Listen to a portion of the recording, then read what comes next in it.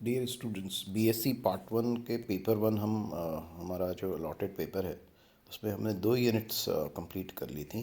First unit और frames of reference, और दूसरा था स्पेशल थ्योरी ऑफ रिलेटिविटी, विशेष सापेक्षता का विशिष्ट सिद्धांत।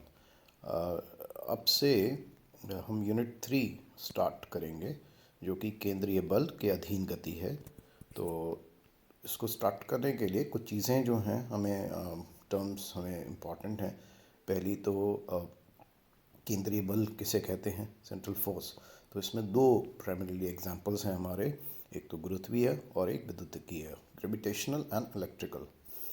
इसको समझने के लिए हम फोर्स के लिए जो असाइनमेंट है वो करते हैं कि इसको हम रिप्रेजेंट करेंगे एफ वेक्टर, आर उसके डिपेंडेंस सदिश पे, और इसको हम लिखेंगे एक यूनिट वेक्टर आर कैप और एफ आर उसका परिमाण। इस फिगर ई में देखें तो एक आर और एफ आर एक प्लेन में है, और एक लाइन में अगर आते हैं तो उस केस के लिए हमारे पास r cross F r zero रहेगा। तो इस केस में क्योंकि फोर्स को अगर हम M D square are by D T square से करें तो इसको हम इस इक्वेशन को आर क्रॉस एफ की इक्वेशन को हम लिख सकते हैं R cross D square are by D T square is equal to zero.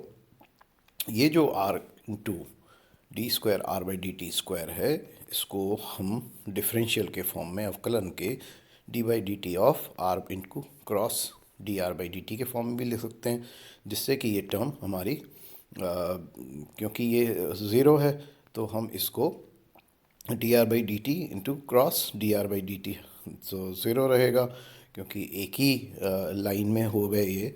और तो हमारे पास इससे अब क्योंकि ये quantity D by D T of R cross D are by D T zero है, तो इससे ये होता है कि कोई भी क्वांटिटी का अगर डिफरेंशियल जो है वो ज़ीरो है तो वो क्वांटिटी नियत मान की होती है, कांस्टेंट है। तो R cross D are by D T जो है यहाँ पे एक कांस्टेंट हो जाता है। इसको एम से मल्टीप्लाई करें तो ये हमारे M R cross M D are by D T, but D are by D T जो है वो हम जनरली हम वेग से इसको मेजरमेंट करते हैं, और एम से मल्टीप्लाई करेंगे तो वो हमें संवेग दे देगा, मोमेंटम। तो आर क्रॉस पी यहाँ पे कांस्टेंट है। तो जो फिज़िक्स में जो टर्म आर क्रॉस पी के लिए यूज़ किया जाता है वो होता है कोणीय संवेग और एंगुलर मोमेंटम। सो इन फोर्सेस के लिए हम ये कह सकते हैं कि जिनका एंगुलर मोमेंटम जिन स्थितियों में भी कांस्टेंट रहता है वो कंजर्वेटिव फोर्सेस हैं, या कंजर्वेटिव फोर्सेस के लिए जो एंगुलर मोमेंटम है कोणीय संवेग वो नियत मान का रहता है। और एक और इक्वेशन जो हम पढ़ते हैं हमारे मैकेनिक्स में वो है घूर्णन गति के द्वारा बल आघूर्ण की। तो बल आघूर्ण को परिभाषित आर क्रॉस एफ से किया जाता है, और हमने देखा है कि अभी कंजर्वेटिव फोर्स में क्योंकि आर और एफ की जो क्रिया रेखा है, लाइन ऑफ एक्शन, वो एक ही उस पर सीधी रेखा पे पड़ते हैं।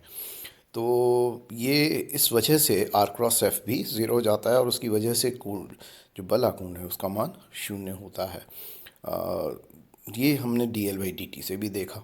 तो सेंट्रल फोर्स जो है वो हरदम सदैव क्रियाशील कणों के मध्य रेखा से गुजरते नियत बिंदु से लगता है। इट मीन्स ये हरदम डायरेक्ट करता है उस लाइन को जिसके अंदर की वो जो फोर्स लग रहा है और जो उसके जो क्रिया करने वाली लाइन है, और ये एक ही तल में होते हैं। अब इसको जैसे हमने फर्स्ट चैप्टर में भी किया, हमें निर्देशांक रूपांतरण जो है वो करने होते हैं। तो इनका मीनिंग क्या है, क्योंकि ये जो फोर्सेस हैं इनके अंदर कोण की इम्पोर्टेंस रहती है, और हम रोटेशनल मोशन की बातें करते हैं, तो उनके लिए हमारे लिए जो कार्तीय निर्देशांक हैं उनमें काम करना थोड़ा मुश्किल होता है। और इसलिए यदि हम उसमें ध्रुवीय निर्देशांक में चले जाएं, आर थीटा में, फाई में, तो हमारे लिए ये इक्वेशंस को सॉल्व करना इजी होता है। तो इसको ट्रांसफॉर्मेशन कैसे करेंगे, इस ट्रांसफॉर्मेशन के लिए हमें हम इसमें आर थीटा जो है आर एक्स वाई की प्लेस पे लेते हैं। तो एक्स को हम इस डायग्राम से देख लें। अगर आर एक सदिश है जो कि इसका स्थिति को पी पॉइंट की नियत किसी भी ओरिजिन से बता रहा है, तो और उसके एक्स और वाई उसके नियत निर्देशांक हैं एक्स और वाई एक्सेस पे, तो हम इसको एक्स को लिखेंगे R cos theta. Theta is angle जो आर वेक्टर उस एक्स एक्सेस से बना रहा है। वाई लिखेंगे आर साइन थीटा, और इससे आर जो सदिश है वो are I cap cos theta plus J sine theta हो जाएगा। और आर कैप जो है यूनिट सदिश, एकांक सदिश स्थिति का, वो आई कॉस थीटा प्लस जे साइन थीटा।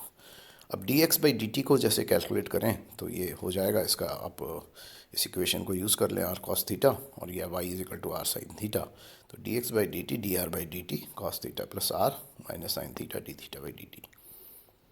और इससे cos theta D R by D T minus of are sine theta. अब हम जब और इसी तरह d y by D t को निकालेंगे तो sine theta D R by D t plus r sine cos theta D theta by D T.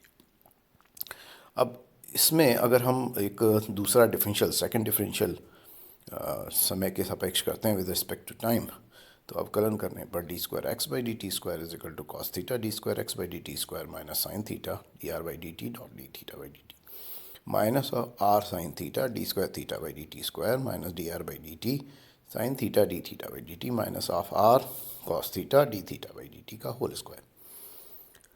ये क्वांटिटी हमारे होगी d square are by D T square minus R D theta by D t का whole square cos theta minus r sine d square theta by D T square plus 2 d are by D T D theta by D t का sine theta. और इसी तरह d square Y by D T square जो है वो D square are by D T square minus R D theta by D t का whole square sine theta r D square theta by D T square plus 2 d are by D T dot D theta by D t cos theta. इसको हम acceleration अगर कार्तीय निर्देशांक में निकालते तो वो होता ए जो है वो D square X by D T square plus D square Y by D T square with जो भी उसके एकांक सदिश हैं आई और जे। तो इनको हम निकालें d square are by D T square minus R D theta by D t का whole square i cos theta plus sine theta. और इसी तरह जो वाई वाला कंपोनेंट आया था r D square theta by D T square plus 2 d are by D T dot D theta by D t और minus of i sine theta plus j cos theta. तो इस तरह से हम इसको टर्म्स को लिख लें जिसके अंदर कि हम आई और जे के टर्म्स को हमने एक साथ इस तरह से लिख लिया है। तो पोलर कोऑर्डिनेट्स में अब हमारे पास हम जब कन्वर्जन करते हैं तो आर जो है वो आई कॉस थीटा प्लस जे साइन थीटा होता है, और थीटा कैप जो है वो माइनस आई cap sine theta plus j cos theta. ये आप 12th में भी करते हैं, और तो इसलिए इसमें से दिक्कत नहीं होनी चाहिए कि इनको कन्वर्जन जब हम करते हैं तो किस तरह से निकालते हैं। तो ये आर और थीटा के कंपोनेंट्स को यूज़ करें तो ध्रुवीय निर्देशांक में जो एक्सेलरेशन है वो हो जाएगा आर कैप ए आर जो इसका त्रिज्या का कंपोनेंट है, और एक है जो उसका एंगल कोण के द्वारा आ रहा है थीटा कैप ए थीटा। अब इन इक्वेशंस को जो हमने यहाँ डिराइव किए हैं और जो कार्तीय निर्देशांक से, और जब तो ध्रुवीय में अगर हम लिखते तो इससे हमें पता फाइंड आउट हुआ कि ए आर का मान इसमें होगा D square are by D T square minus R D theta by, क्योंकि ये जो राइट हैंड साइड में टर्म है उसमें ऊपर वाली टर्म जो है फर्स्ट टर्म वो आई कॉस थीटा प्लस जे साइन थीटा वाली वो हमारी कॉरस्पॉन्ड कर रही है आर कैप को, और दूसरी वाली जो टर्म है माइनस आई कैप साइन थीटा प्लस जे कैप कॉस थीटा ये कर रही है थीटा कैप को। तो इसको हम कंपेयर करने पर ये पाया कि ए आर तो ये है term d square are by D T square minus R D theta by d t whole square, और सेकेंड जो टर्म है थीटा वाली वो a theta is equal to r D square theta by D T square plus 2 d are by D T D theta by D t. अब क्योंकि force यहाँ पे त्रिज्यक है और सेंट्रल फोर्स के लिए, तो हम इसके अंदर F equal to M A equation अगर यूज़ कर लें तो हमारे पास दो इक्वेशंस में बननी चाहिए एम ए आर और एम ए थीटा। और इससे आप जो पहली इक्वेशन बहुत इंपॉर्टेंट आएगी, m D square are by D T square minus R D theta by D t का whole square f r is equal to f r. तो ये हमें त्रिज्यीय कंपोनेंट रेडियल फोर्स दे देगा। और दूसरी जो इक्वेशन है वो इक्वेट हो रही है zero, M D R D square theta by D T square, ये थीटा की इक्वेशन है, plus two D are by D T D theta by D T. तो ये हमारी दो इक्वेशंस जो हैं ये हमारे गति के समीकरण होंगे, जबकि कोई भी कण सेंट्रल फोर्स के या केंद्रीय बलों के अधीन गति करेगा।